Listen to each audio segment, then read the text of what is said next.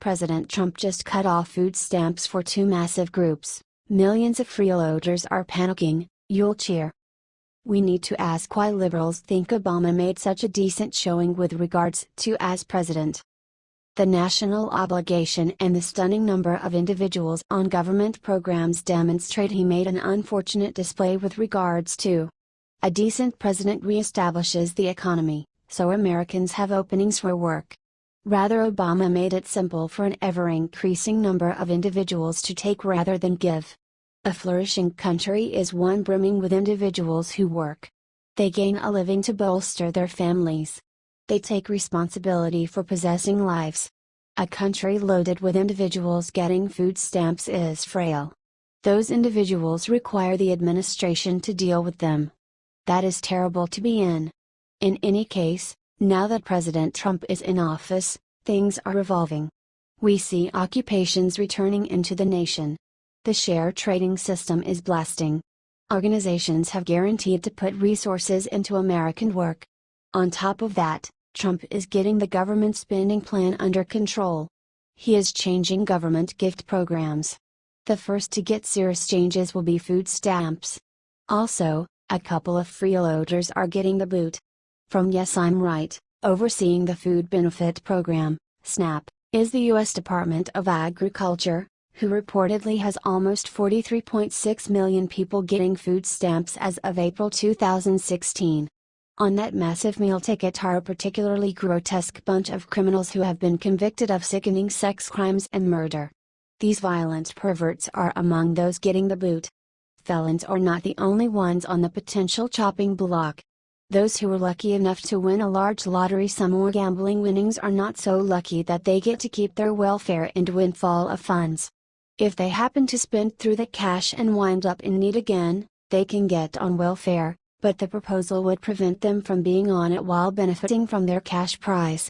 Envision that. Under Obama, killers and sex wrongdoers were getting free food, politeness of you and men. Far more terrible, individuals who won millions on the lotto or betting were getting their sustenance charge comped by the U.S. citizen. Why was Obama so purpose of securing these two gatherings? Food stamps and welfare are intended to help those attempting to look for some kind of employment, not offenders and lotto champs. It appears like liberals simply adore spending our cash, in any case on who? They want to rebuff dedicated citizens to reward youngster molesters and speculators. Crazy. Be that as it may, that is all arriving at an end.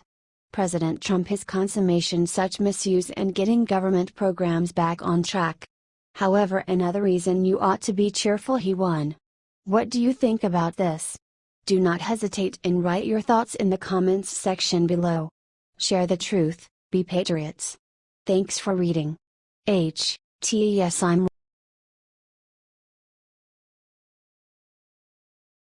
Trey Gowdy just ripped to pieces a gun-hating liberal bureaucrat on live TV. This is epic. Trey Gowdy is an American, a leader and in conclusion, a lawmaker in a specific order, and his needs are on full show as he supports the Constitution of the United States and the Second Amendment, specifically when a liberal weapon-detesting Obama manikin tries to make their silly point. Obama and Hillary have gone up against the cause to utilize a no-fly rundown to limit the privileges of law-abiding American nationals. Obviously, permitting terror suspects to have guns is something no one needs, yet having a rundown kept up by liberals in Washington with no lawful method for getting off this rundown is a protected infringement. In a hearing, Gowdy empties on an authority after she has gotten some information about the unlawful practice and abandons her absolutely quiet. Crickets women and men of honor, and she merits the mortification that Gowdy hands out. We can't quit giving a shout out to Trey Gowdy as he goes to bat for your and our rights. What do you think about this? Do not hesitate and write your thoughts in the comment section below. Thank you for reading. U.S. Herald.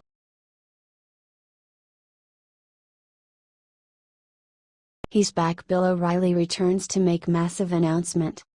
Friday, during a lengthy interview via Skype, former Fox News The O'Reilly Factor host Bill O'Reilly discussed his possible future plans with Newsmax TV's John Bachman. O'Reilly said television could be in the works, or he could keep his presence on the internet. I may come back to television, it depends, O'Reilly's said. We're living in a pretty vicious age now. Whoever I work for is going to have a lot of courage to stop the far left from attacking sponsors and spreading lies about people. I may come back to television, or I may continue on the net, he said. We tweeted during the Comey hearings. 3 million people were involved with the tweeting that I did on that. This is a very powerful medium, as is Newsmax. O'Reilly commended his former colleague Sean Hannity, who O'Reilly argued the same type of attacks properly. What do you think about this comment below?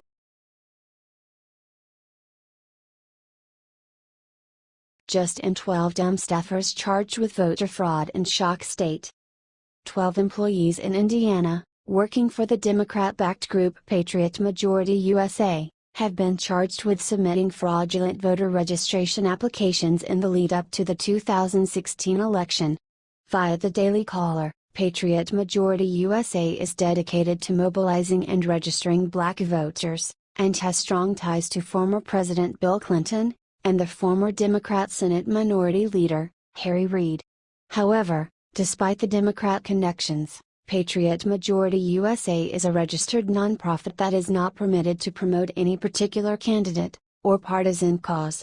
11 temporary canvassers and their supervisor, Holiday Burke, have been charged with submitting fraudulent voter registrations. Each charge carries a maximum sentence of 2.5 years in prison. Authorities became aware of the fraudulent activity after a clerk discovered over a dozen registration forms with inaccurate, and suspicious, information. The canvassers were registering voters who did not exist, residents who had already registered to vote, and even some minors. All sorts of people were illegally registered. Patriot Majority USA describes themselves as a grassroots organization. However, the vast majority of the group's funding is provided by a few anonymous donors. In 2013, 12 anonymous donors contributed over $1 million each.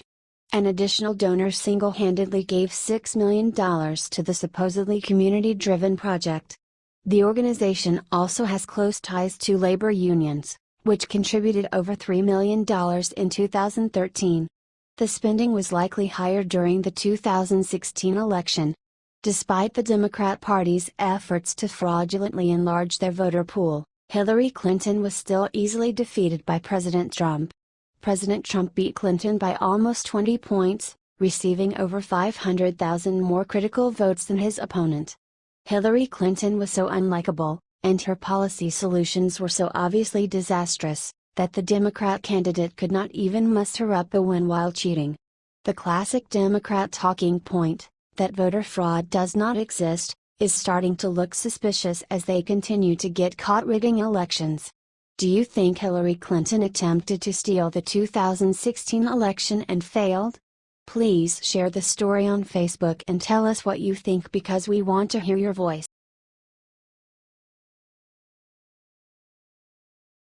IRS investigation dropped on them. Bill and Hillary just got devastating news from the IRS. Are they done? Not very many of us have ever led experience that even remotely look like those of Bill and Hillary Clinton. Also, for this creator, in any event, that is something for which to be appreciative. It's difficult to envision what it must resemble to be under nearly deep-rooted investigations concentrating on criminal acts. The legitimate bills alone should be staggering.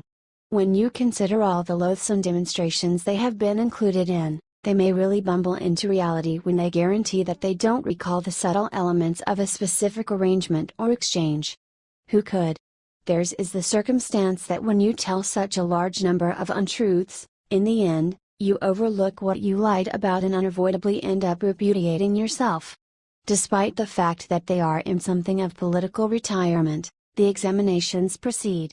Ponder what they'll say in regards to this one. With the ascent in the stock market post-election, many organizations have seen their stock costs rise. Be that as it may, one associated with Bill Clinton hasn't done as such well. While a rising tide tends to lift all boats, a number of companies have missed out on the Trump bump. One such company is Laureate Education, a for-profit college with ties to Bill Clinton. Despite having billions in debt, The company paid Bill Clinton $17.6 million to be honorary chancellor, and gave $5 million to the Clinton Foundation. Here's an organization that is monetarily going down the drain that still figured out how to pay the Clintons an aggregate of $22.6 million. It should come up short. Other than its undeniable lawful money-related judgment, what else do we think about this organization? The Daily Caller reports that the company is facing charges that one of its institutions in Turkey may have violated the U.S. Foreign Corrupt Practices Act, which bars American companies from bribing local officials for business. The Clintons required with an organization that purchases off remote authorities? Could it be? Here are a couple more goodies that ought to shock no one. The company now is under investigation by the Internal Revenue Service whether it gave funds to the Clinton Foundation in a pay-to-play scheme whereby the company received favors by then Secretary of State Hillary Clinton. Laureate failed in its IPO filing to inform potential investors of the IRS investigation. In 2013, when Clinton was about to leave the Department of State and Bill Clinton still was Laureate's honorary chancellor, the International Finance Corporation, an arm of the World Bank, invested $200 million in the company. Review that notwithstanding their need to get a consistent guard for alleged wrongdoings, there are considerate arguments against which they require safeguard also. Add to this the way that their ignoble individual lives are in plain view for general visibility and judgment, and it just resembles a repulsive approach to living. Can a great many dollars be justified regardless of all that? They can have it all. What a couple of significantly botched up individuals. You need to think about whether any of the bookies in Vegas are taking wagers on what number of degenerate associations the Clintons have been included with. Most likely not. Indeed, even PCs can't number that high. What do you think about this? Do not hesitate and write your thoughts in the comment section below. Thank you for reading. The Political Insider.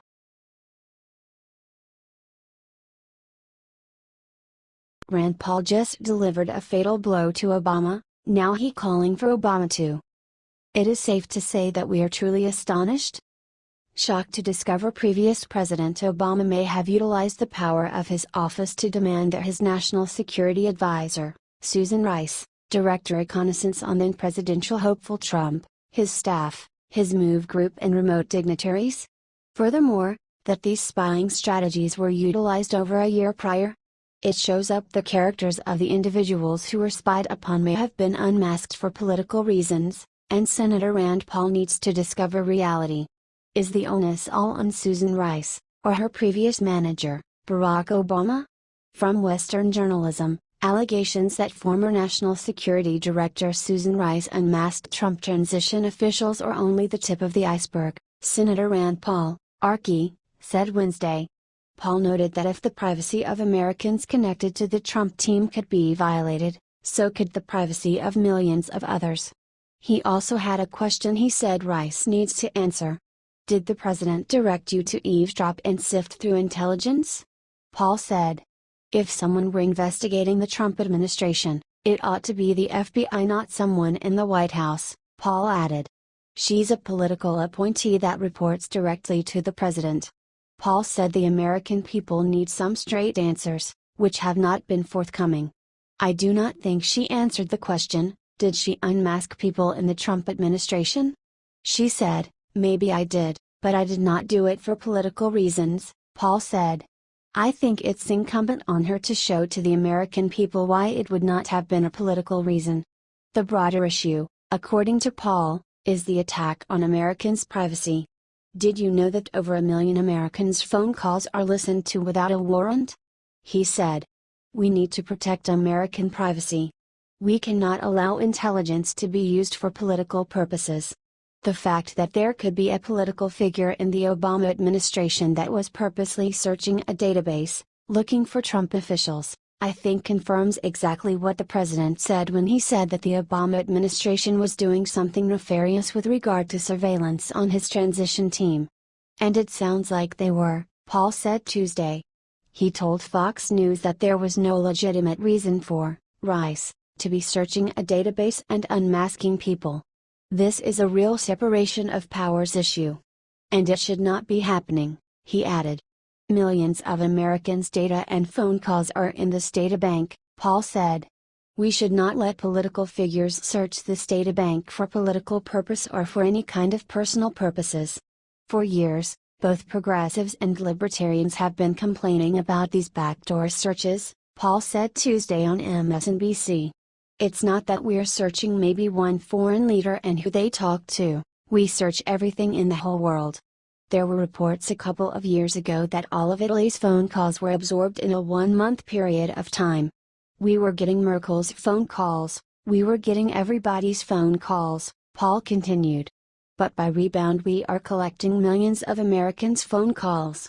If you want to look at an American's phone call or listen to it, you should have to have a warrant, the old-fashioned way in a real court where both sides get represented. There has been a conspicuous mishandle of power in the Obama organization that should be tended to on protected grounds and shields set up to guarantee that it never happens again. Something else, Americans should get used to living in a fishbowl. What do you think about this? Do not hesitate and write your thoughts in the comment section below. Thank you for reading. H.T. Western Journalism.